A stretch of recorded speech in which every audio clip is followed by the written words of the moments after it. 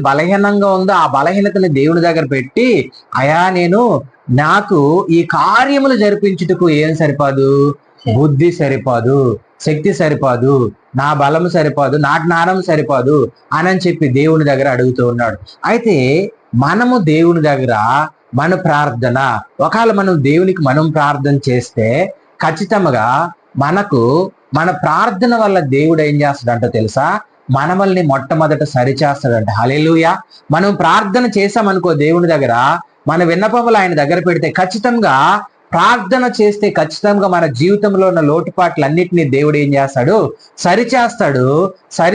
ప్రతి ఒక్క పరిస్థితి నుంచి మనకు విడుదలనిస్తాడు. ప్రార్థన సొలొమోను జీవితంలో గొప్ప ఆశీర్వాదం ఇచ్చింది. ప్రార్థన సొలొమోను జీవితంలో అనంత జ్ఞానిని చేసింది. ప్రార్థన సొలొమోను జీవితంలో రాజుగా చేసింది. ప్రార్థన సొలొమోను జీవితంలో